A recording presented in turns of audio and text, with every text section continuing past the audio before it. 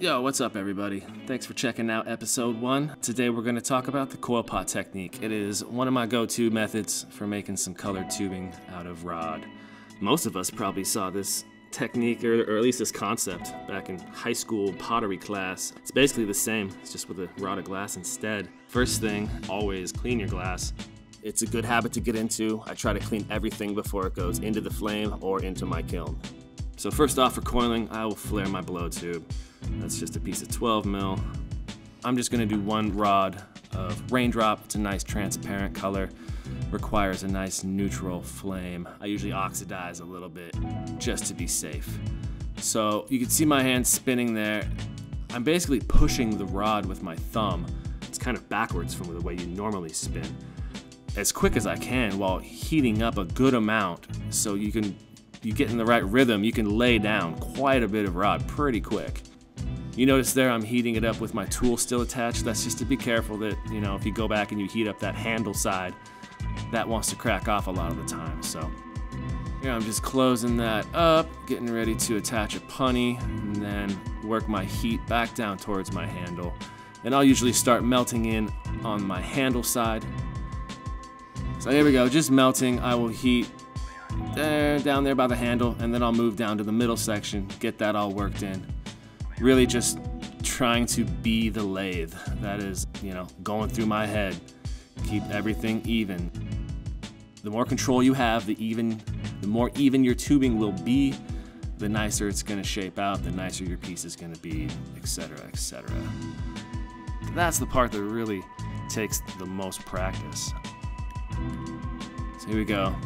I'm looking for a piece of 16 mil tubing here, so attaching a punny, getting a nice solid heat base throughout the whole thing, getting nice and even, and pulling it out and slowly pulling down to a piece of 16, 17, something like that.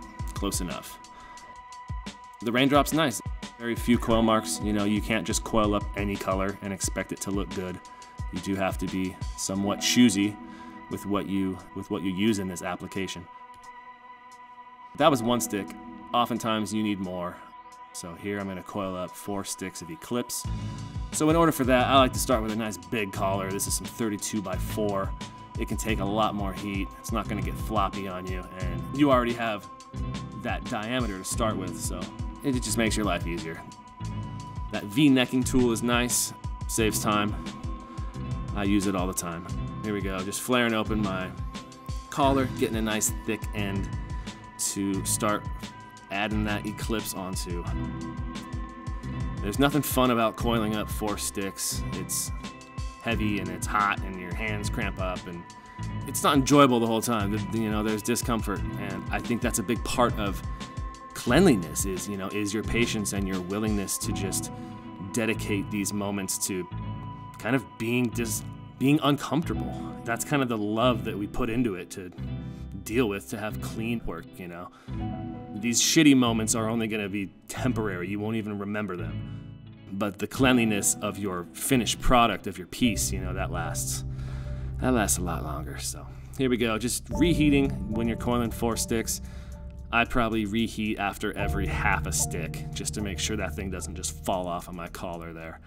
And when reheating, I always hold it at a, you know, kind of an upward angle. So if it does crack, nothing's gonna fall. I use gravity to my advantage.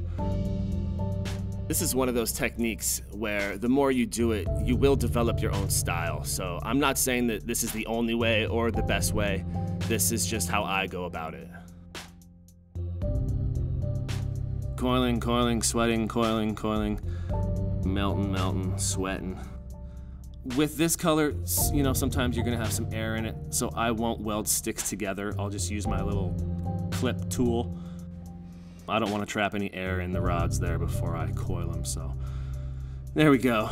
Melting from the handle side, working down the tube towards my punny. Just trying, again, just be the lathe. Just focus on being consistent, you know. If it's pulling, push it back together. If it's pushing, pull it. If it's twisting, twist it the other way.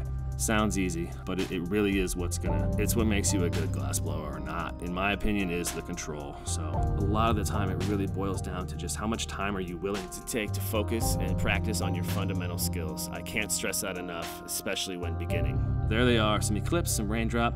Looking pretty good. There's a stick of white, I don't remember what kind, full of air. No bueno.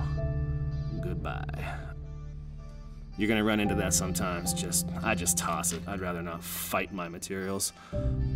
When coiling something, you know, cadmiums or whites, it's the same thing. Just I use a much higher oxygen flame, about a good 6 to 8 inches further back in my flame, and just baby it. Just be nice to it. Take more time. Occasionally you'll have an air bubble that makes its way to the surface. I find a mini torch. You hit it for a second, pop, it's done. Give it a little more heat. You can poke them with a tungsten pick. All that works. Here's another method of coiling. It's basically just a sloppy coil, but like a kind of a controlled chaos coil, where you can trap layers of fume and get really cool marbled effects. It works great with any sort of striking color, especially like kind of a lighter one. Another method of coiling here, I'm coiling some amber purple just on top of a piece of 32x4. It's a real controlled smear, you know, I'm only twisting about half as, or you know, not even half as much as a regular coil pot, but I'm kind of smearing it on there, being very careful not to trap any air in between my layers there. This technique is awesome for layering a striker on top of an opaque or something like that. You can get some really cool effects. You can kind of use those coil marks to your advantage almost for some interesting looks. There they all are, all four, looking pretty nice in the sun. The Eclipse, Raindrop, Amber Purple, and Marbled Amber Purple. Yeah, and that's about it. Stay tuned. Next time we're probably going to go and encase some things in various methods. And thanks for tuning in.